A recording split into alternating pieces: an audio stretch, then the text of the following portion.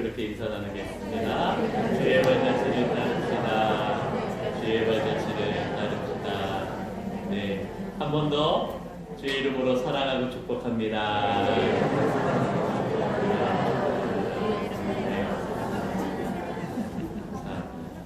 너무 좋습니다. 우리 하나님께서 우리 연동교회를 사랑하시고 또 이 자리에 함께한 이 모든 분들에게 주의 은혜와 또 생명의 귀한 말씀을 주실 줄로 믿습니다. 한 주간 동안에 그렇게 또 기도하면서 또 내일부터 우리 특별 새벽 기도회가 시작이 되어지는데요. 성령의 새바람, 그 성령의 새바람이 저와 여러분들의 가정과 또 신앙과 모든 삶 속에 임하시기를 주님의 이름으로 축원합니다. 그런 마음으로 함께 참여하는 그런 시간이 되기를 바라고, 오늘 거기에 앞서서 오늘 귀한 말씀 통하여서 하나님의 은혜를 함께 나누고자 합니다. 오늘 제목은 그리스도 안에서라고 이렇게 한번 지어보았습니다. 우리가 그리스도 안에서 무엇을 할 것인가? 그리스도 안에서 어떠한 삶을 살아야 되는 것인가? 또 특별히 에베소서 4장, 오늘 우리가 4장을 마무리하면서 바울은 이 4장을 마무리하며 우리에게 그리스도 안에서 어떠한 삶을 살라고 말해주고 있는지 함께 보고자 합니다. 거기에 앞서 이제 4장을 마무리하면서 우리 4장 1절을 잠깐 보면 뭐라고 나와 있냐면, 그러므로 주 안에서 갇힌 내가 너희를 권하노니 너희가 부르심을 받은 일에 합당하게 행하여, 이렇게 표현하고 있습니다. 지금 바울은 갇혀져 있는 상태입니다. 로마 감옥 안에 갇혀 있는 것이죠. 자, 그런데 이 서신서를 에베소 교인들과 그 주변의 성도들에게 쓰면서 뭐라고 얘기합니까? 나는 예수의 이름으로 갇혔는데 너희는 그 나를 포함한 예수께서 부르심을 받아 우리가 그 일에 받은 일에 합당하게 살아야 한다라고 하며 이 4장을 기록하고 있는 것이죠.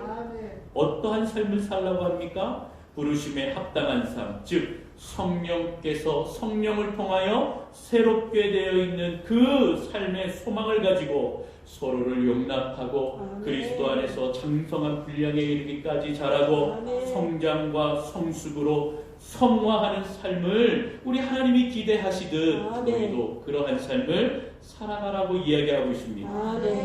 새 사람으로 서기 위해서 어떻게 해야 되는가? 옛사람을 벗어버리고 무지함과 굳어진 마음을 벗어버리고 옛사람의 구습에 따르는 이 모든 삶을 벗어버리고 분노하는 마음, 마귀에게 향하는 그 마음, 마귀에게 틈을 주지 말고 도둑질과 같은 신앙의 모습을 버리며 어떻게 살라고 합니까? 덕을 세우고 선한 말을 하며 성령을 근심하게 하지 말라. 이것이 우리가 보았던 지난주까지 우리 4장의 전체적인 내용을 우리가 볼고 있는 것입니다. 여러분, 우리가 지난주에 보았듯이 바울이 가르침 가운데 있었던 그 패턴이 있었지요. 어떤 패턴이었습니까? 금기사항을 먼저 얘기하고 수행 명령을 얘기하고 그 다음에 동기를 얘기합니다. 오늘 본문에도 31절, 32절에 이러한 금기사항, 수행명령, 그리고 동기를 이야기하는 것이죠. 31절 한 절은 다 금기사항입니다. 여러분, 31절에 보니 너희는 모든 악독과 모함과 분냄과 떠드는 것과 비방하는 것을 모든 악의와 함께 버리라. 이렇게 이야기하면 이제 금기사항을 얘기하죠. 32절에 그러면 뭘 얘기합니까? 수행명령, 서로 친절하게 하며 불쌍히 여기며 서로 용서하라라고 얘기합니다. 그 동기는 무엇입니까? 하나님이 그리스도 안에서 너희를 용서하셨기 때문이다라고 우리에게 말씀해주고 있는 것이죠. 여러분, 그래서 우리 첫 번째 금기사항 이 31절을 좀 함께 보도록 합니다. 자, 악독이라고 하는 것, 이 악독이라는 것을 먼저 좀 설명을 드려야 되는데, 악독은 무엇이냐? 이것은 상담학에서 보면 쓴뿌리라고 말씀드릴 수 있습니다. 쓴뿌리와 같은 것이, 이 악독이 노함을, 분냄을, 떠드는 것을, 비방하는 것을 초래하게 되는 것입니다. 이것이 바로 이 쓴뿌리가 이러한 악독을, 독을 우리의 삶 가운데에 붙인다라는 것이죠. 여러분 이것을 악한 기질이라고 부를 수도 있습니다. 쓴뿌리를 악한 기질이라고도 부른다라는 것입니다. 여러분 요즘 TV 프로그램 보면 다시 뭐 이렇게 우리 아이가 달라졌어요 뭐 이렇게 하면서 가정에 대한 그런 양육 그리고 부부와의 관계 회복 뭐 이런 프로그램들 다시 막 이렇게 부활하고 많이 있는 것을 볼 수가 있습니다.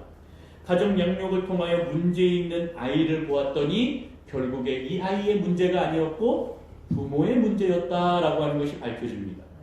그리고 이혼 이기에 있는 부부, 가정폭력을 일삼는 부부 뭐 이렇게 하면서 부모 상담, 부부 상담이 이루어지는 것이죠. 그런데 여러분 이렇게 상담의 내용을 좀 보면 빼놓지 않고 하는 질문들이 있습니다. 무엇입니까? 어렸을 때 당신의 가정은 어땠습니까? 라고 하며 그 가정의 환경을 파악합니다. 그 사람의 어렸을 때의 그 모습을 되돌아보게 합니다.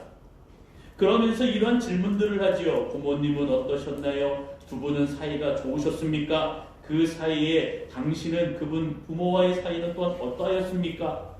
무서웠나요? 즐거웠나요? 기쁨이었나요? 사랑의 관계였나요?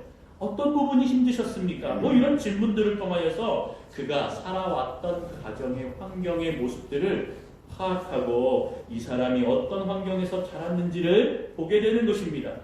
어떠한 자가 자기의 그 과거를 생각하며 매일 술 먹고 폭행하는 아버지 혹은 어머니가 싫어서 나는 그렇게 살지 않겠습니다 라고 다짐하였지만 장성하여서 자기가 가정을 이루고 보니 자기도 감정을 주체하지 못할 때는 술을 찾고 또 폭력을 쓰기도 하고 또 언어로 모든 악독을 다 쏟아내기도 하며 그렇게 싫어하였던 부모의 행동을 내가 따라하고 닮아가고 있는 모습을 보며 괴로워하고 발견하는 그러한 모습들을 가지며 점차적으로 그 모습에서 벗어나려고 솔루션을 주고 해결하는 모습들도 우리가 보게 되는 것입니다.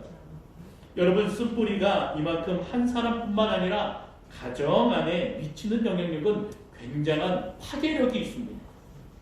이러한 쓴뿌리는 악독인 것입니다. 악한 기질을 만들어내는 것입니다. 그런데 바울은 오늘 이것을 이 악독을 무엇과 함께 버리라고 합니까? 악의와 함께 버리라고 합니다. 그러면 목사님 악독과 악의는 같은 것이 아니네요. 그렇습니다. 악독과 악의는 같은 것이 아닙니다. 악독은 우리가 쓴뿌리라 하였습니다. 그러면 악의는 무엇인가? 악의는 이 원어를 좀 직역하여 보니까 고약한 영의 기질이다 이렇게 표현할 수 있습니다. 고약한 영의 기질이 악의입니다. 그러니까 여러분 이 고약한 이 영의 기질이 인간의 본성에 붙어서 사는 겁니다. 쓴뿌리와 함께 고약한 영의 기질이 붙어서 살아가는 겁니다. 그렇기 때문에 악독과 악의를 함께 버리라고 바울은 이야기하고 있는 것입니다. 이것을 버리지 아니하면 어떻게 됩니까? 30절에 성령을 근심하게 만들어버리는 것입니다. 성령을 근심케 하는 그 모든 것은 악독이요 악의라고 말해주고 있는 것입니다. 그러면 여러분 구체적으로 악의가 무엇인가? 여러분 야고보서 1장 21절에 그리고 고린도전서 5장 8절에 보면 이 악의에 대해서 이렇게 표현하고 있는 부분들을 볼 수가 있습니다. 먼저 좀 야고보서 1장 21절을 보면 나중에 한번 찾아보십시오. 오늘 너무 찾을 게 많아서 준비는 하지는 않았습니다. 야고보서 1장 21절에 보면 악은 뭐라고 표현하면 넘치는 악이라고 표현합니다. 넘치는 악. 악이 너무 많아서 이 악이 넘치고 넘친다. 그래서 넘치는 악의라고 표현하였습니다.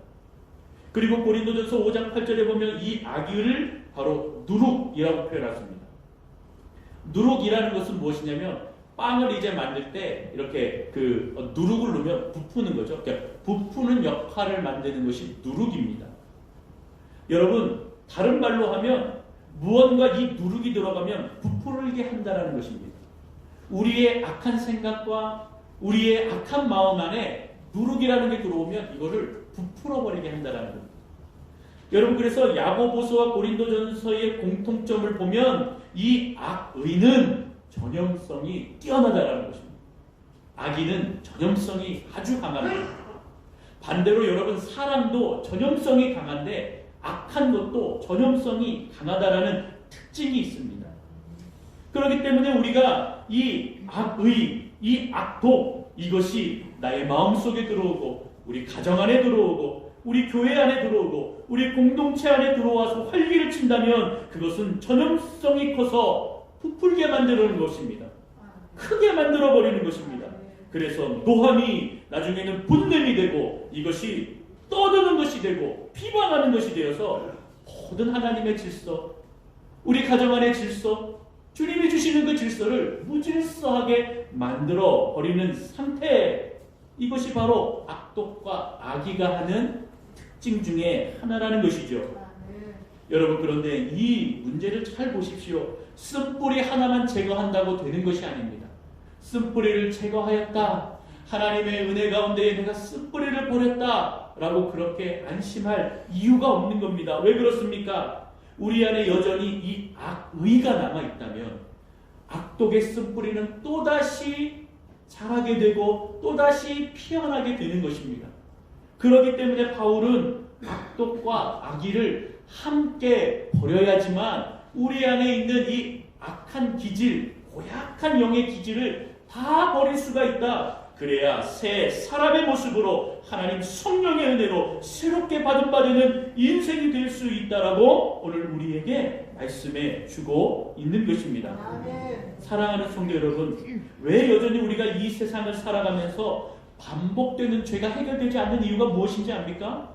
쓴뿌리가 해결된 것 같지만 우리 안에 여전히 악의가 남아있기 때문에, 이 악의가 여전히 인간의 본성에 딱 붙어 있어서 우리는 용서함 받아서 하나님의 은혜 가운데 가여 자유롭게 그렇게 주님을 찬양하는데 어느 날 똑같은 죄를 내가 또 범하고 있고 또 반복되는 죄 가운데 내가 계속 낭망하게 되고 낙심하게 되는 이유를 보니 이 악의가 남아있었기 때문이라는 것을 볼 수가 있는 것이죠.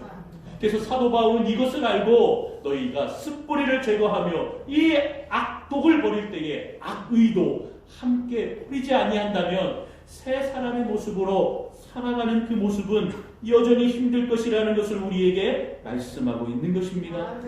반복되는 죄, 계속되어서 해결되지 않는 이 죄의 문제가 여전히 우리 가정 안에 있다면 부부 안에 또 부모와 자녀 간에 이러한 갈등의 씨앗이 여전히 불씨가 되어서 우리 안에 많은 어려움을 조장하게 된다는 것입니다.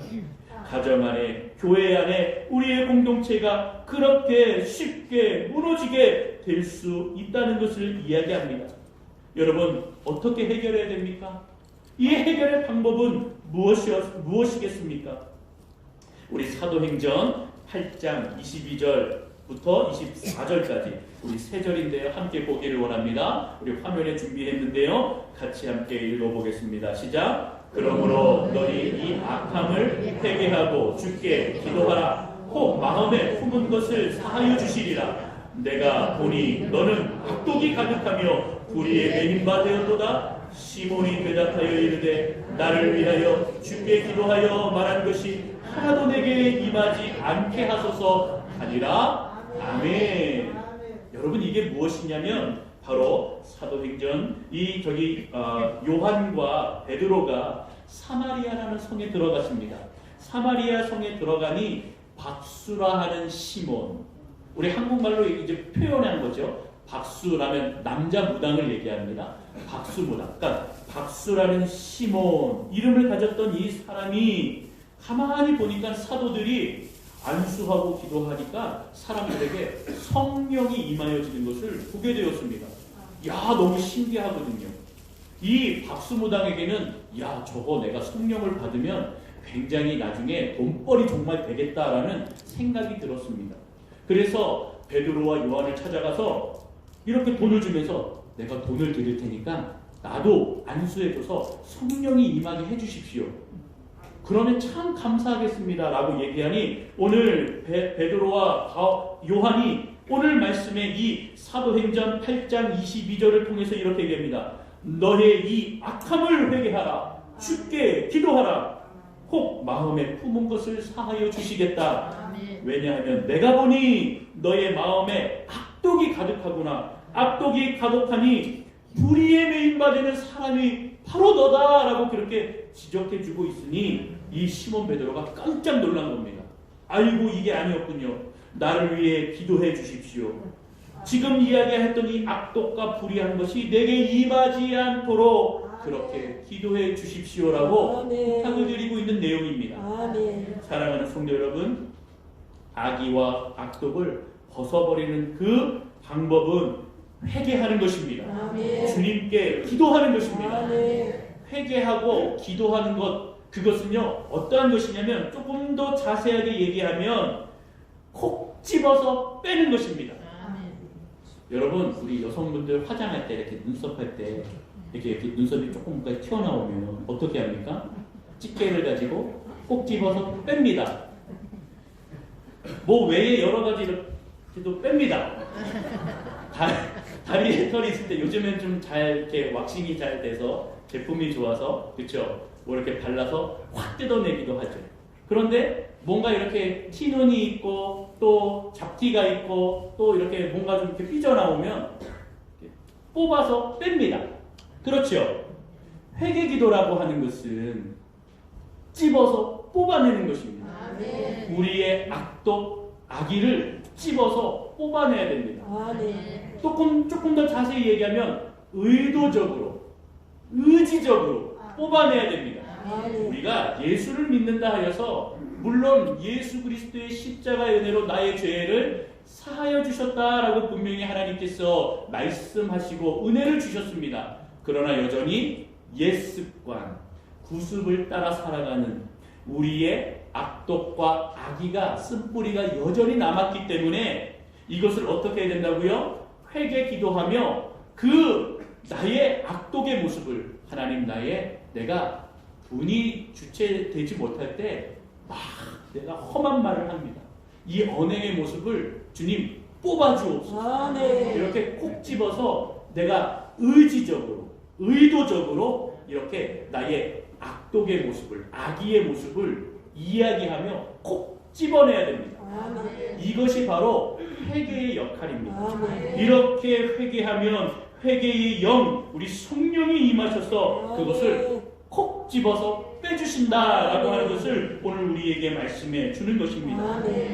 나는 원래 이래요, 목사님. 나는 원래 이래요, 하나님. 그냥 이렇게 지어졌어요. 이렇게 살아갈 거예요. 라고 하면 쓴뿌리가 제거되지 않습니다. 악독과 악의는 여전히 남아서 나를 괴롭힐 것이고 내가 주님 앞에 서는 데에 성령을 근심케 하는 많은 이런 악의 기질들이 주님을 온전히 바라보지 못하도록 그렇게 괴롭힐 거라는 것입니다.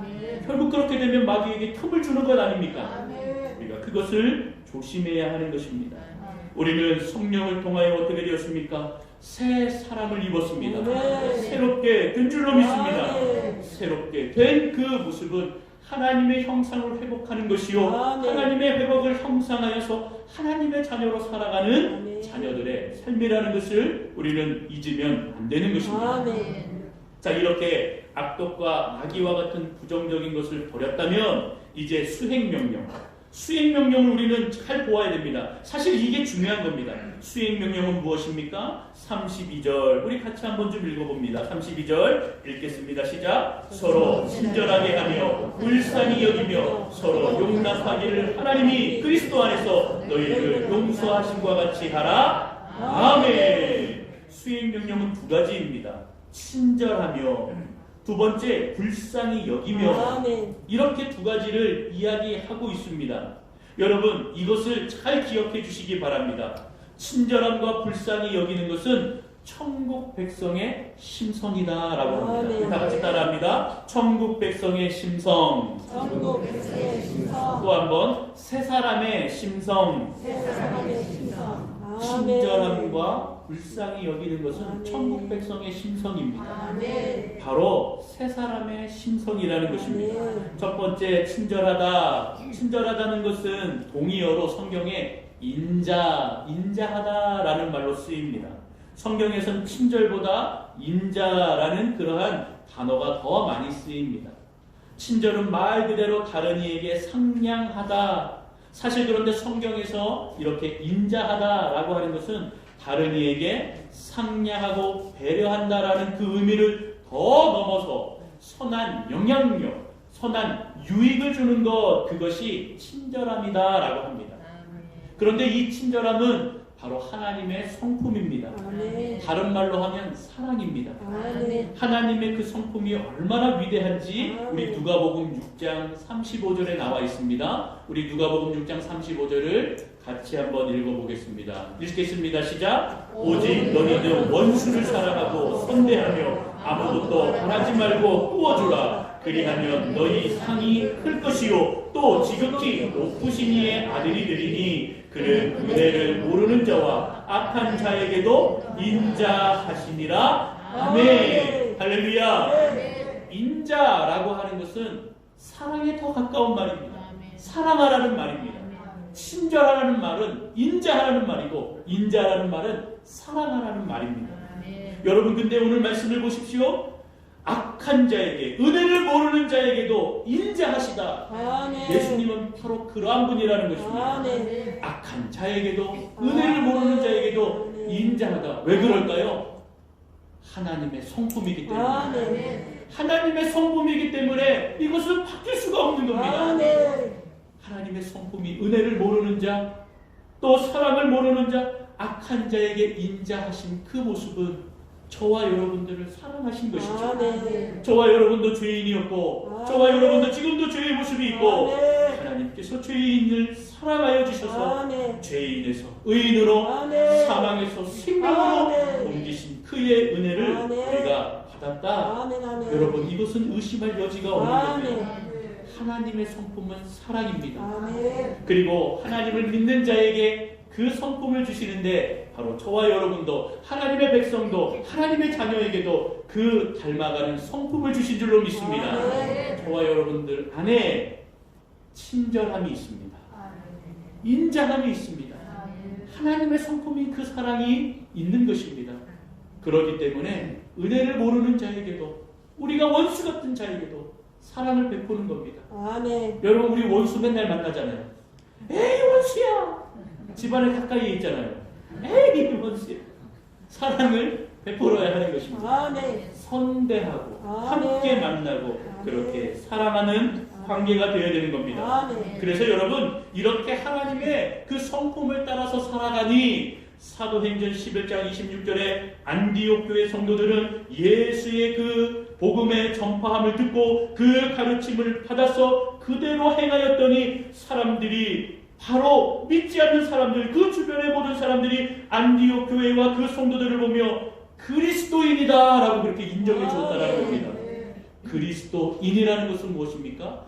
그리스도를 따르는 자들, 그리스도를 닮아가는 자들 아니겠습니까? 아멘. 그리스도인들은 아멘. 그 그리스도의 성품을 닮아가고 아멘. 성품을 따르는 아멘. 자들이라는 것을 분명히 말씀해 주고 있습니다. 아멘. 저와 여러분들이 그리스도인이다 아멘. 라고 하는 것은 그리스도의 성품을 닮아가고 그리스도의 아멘. 그 성품이 내 안에 있는 것임을 아멘. 잊지 않는 저와 여러분들이 되시기를 주님의 이름으로 축원합니다. 아멘.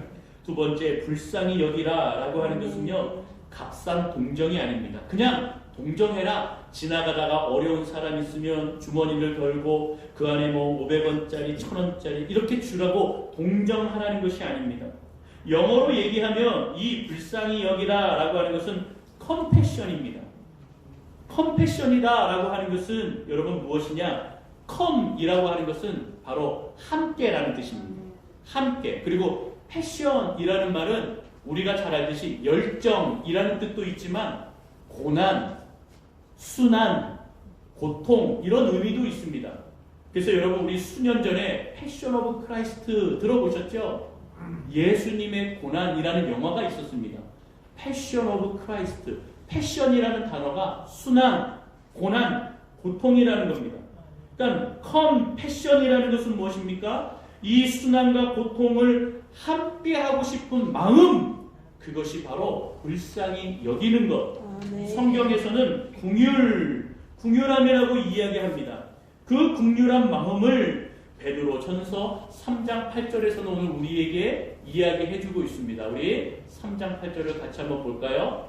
화면이 좀 안 좋은데 제가 그냥 읽어드리도록 하겠습니다. 화면에 문제가 있습니다. 자, 베드로전서 3장 8절을 보면 마지막으로 말하노니 너희가 다 마음을 같이하여 동정하며 형제를 사랑하며 불쌍히 여기며 겸손하며 이렇게 표현하고 있습니다. 아멘. 여러분 이게 바로 컴패션의 마음입니다. 불쌍히 여기는 마음입니다.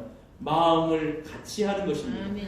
마음을 같이하여 동정하고 마음을 같이하여 사랑하고 마음을 같이하여 겸손하고 마음을 같이하여 불쌍히 여기라. 아멘. 마음을 같이 하는 것이 불쌍히 여기는 마음입니다. 아멘. 여러분 작년에 제가 이제 1년이 되었잖아요. 그리고 작년 한 5월 달쯤이었던 것 같습니다. 정확한 기억은 날짜는 잘 모르겠습니다. 우리 아내가 이제 병원에 있었을 때였으니까 딱 그 시기였습니다. 5월 달에 수요 예배를 드리는데 저기에 이제 제가 처음 보는 얼굴이 있는 거예요. 그래서 새신자가 오셨구나. 너무 기쁜 마음으로 예배를 드리고 가까이 가니까 그분이 이제 조금 막 이렇게 뭐 삐쭉삐쭉하고 좀 이렇게 머뭇머뭇합니다. 사람들이 다 나갈 때까지, 성도들이 다 나갈 때까지 기다린 다음에 자기의 이제 신분을 얘기합니다. 사실은 제가 신불자가 되었습니다. 지금 노숙하고 있습니다. 저기 온천천에 그럼 어떻게 지내십니까? 물어보니까 온천천에서 그냥 이렇게 거기서 지내고 있고 잠도 잡니다.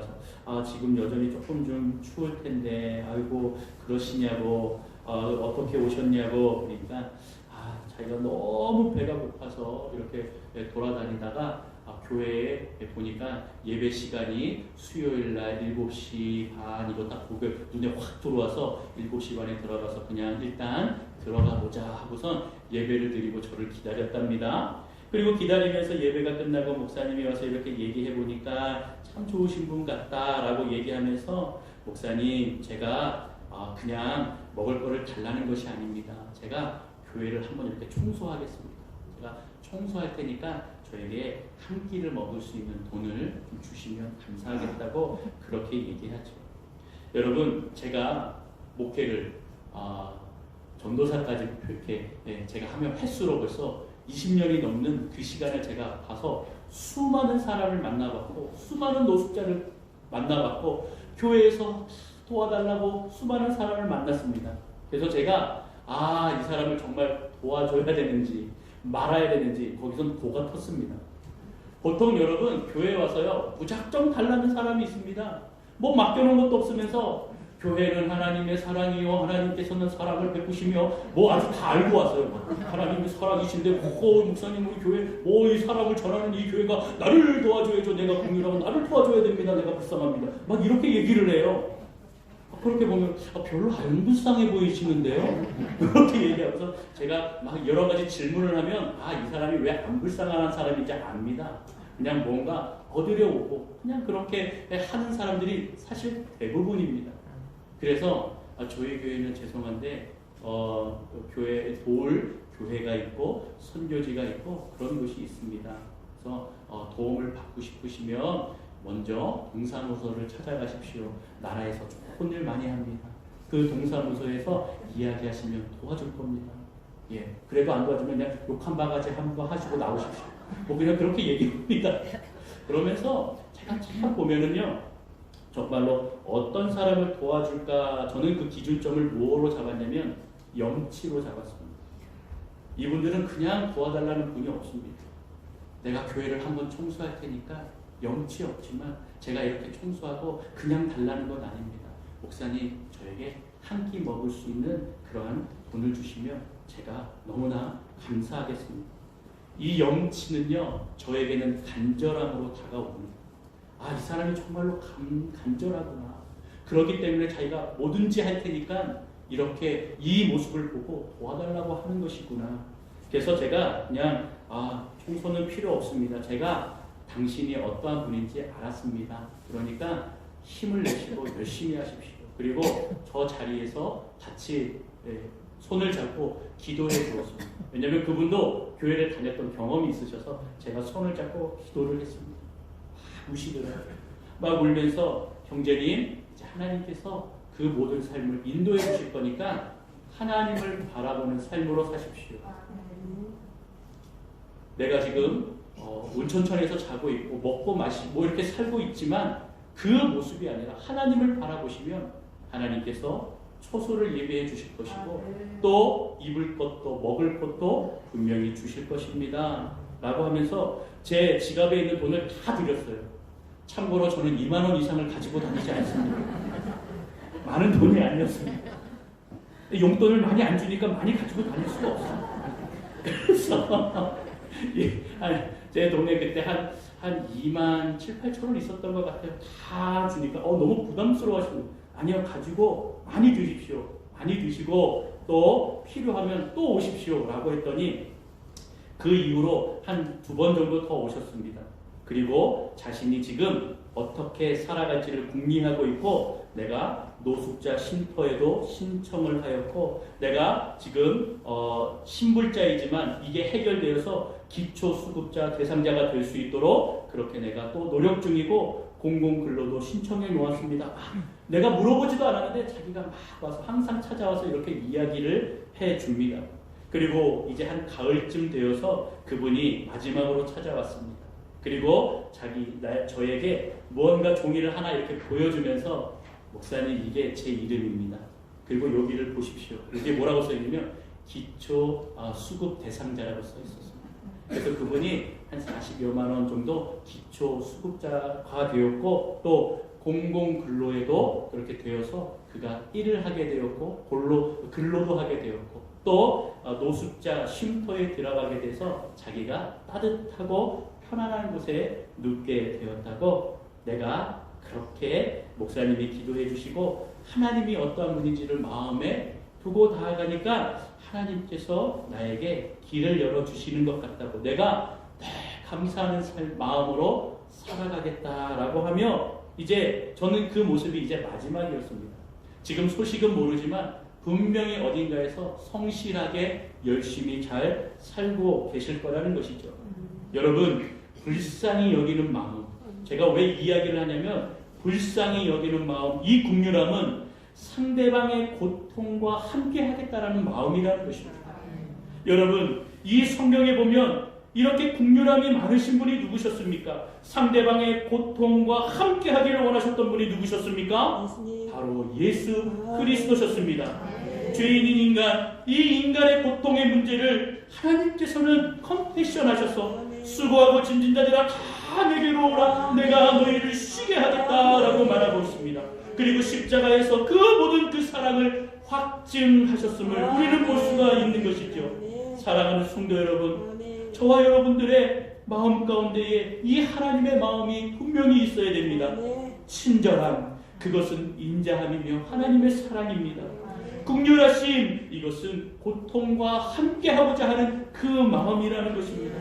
그러한 그 마음이, 그 생각이, 그 성품이 우리 안에 분명히 있어야 됩니다. 왜 그렇습니까? 동기가 무엇이라고요? 하나님이 그리스도 안에서 너희를 용서하심 같이.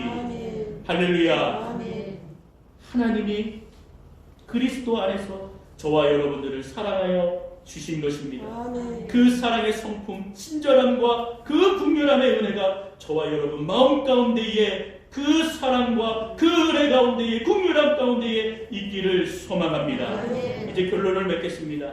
여러분 인생에서 가장 비참한 것은 무엇이냐면 결국 우리가 죽어서 심판대에 올라가는 겁니다. 하나님의 심판대에 올라가는 그 삶이 인생에서는 가장 불행하고 가장 비참함입니다. 그런데 여러분 예수 믿는 자들에게는 그 심판대에 무엇이 있습니까? 긍휼함이 있습니다. 예수 그리스도의 그 긍휼함으로 인하여서 주님을 믿는 자들에게는 긍휼의 은혜를 통하여서 구원의 은혜를 입게 되는 것입니다. 그것이 하나님의 약속이었고 그것이 오늘 저와 여러분들에게 주시는 하나님의 약속의 말씀이라는 것입니다. 마태복음 5장 7절에 보면 산상수훈에서 긍휼히 여기는 자는 복이 있나니 그들이 긍휼히 여김을 받을 것임이니라. 할렐루야. 우리가 긍휼히 여긴다면 결국 심판대에서 우리도 긍휼히 여김을 받아 하나님의 나라 안에 들어가는 은혜를 입게 되는 것입니다. 사랑하는 성도 여러분, 우리의 삶 가운데에 우리가 무조건적으로 그냥 예수 믿는다, 구원받는 나 거기서 그치지 아니하고 우리 마음 가운데 여전히 있는 악독과 악의를 함께 버리며 무엇보다도 친절함과 사랑함이죠. 긍휼함과 고통을 함께 하고자 하는 마음이죠. 이 긍휼한 마음을 가지고 우리가 살아간다면 주께서 나를 용서하셨듯이 내가 용납하고 용서하고 피차 사랑으로 함께 살아가는 인생이 되어진다는 것을 잊지 아니하는 저와 여러분들이 되시기를 바랍니다. 이것은 그냥 되는 것이 아닙니다. 그리스도 안에서 되는 겁니다. 내가 하는 것이 아닙니다. 내가 용서하고 내가 사랑하고 내가 긍휼히 여기는 것이 아닙니다. 그리스도 안에서 해야 이것이 진정으로 행할 수 있다는 것을 말씀해 주고 있는 것입니다. 그리스도 안에 행하는 연동교회 성도님들이 되시기를 소망합니다. 그리스도 안에 거하여 하나님의 선한 영향력을 비춰 또 그 유익을 끼치는 하나님의 귀한 자녀들이 되어서 오늘도 내일도 매일매일 삶 가운데에 내가 누군가 한 명은 긍휼히 여기고 내가 누군가에게 사랑을 전하며 그 한 사람 이상 여러분들이 꼭 정하셔서 사랑하시고 긍휼을 베푸시고 친절을 베푸시고 사랑한다 이야기하셔서 그들이 하나님께로 돌아오고 주님 앞에 서는 놀라운 은혜의 역사가 일어나는 주님의 귀한 자녀들의 삶과 우리 교회와 성도와 사명을 감당하는 우리 모두가 다 되시기를 주님의 이름으로 축원합니다.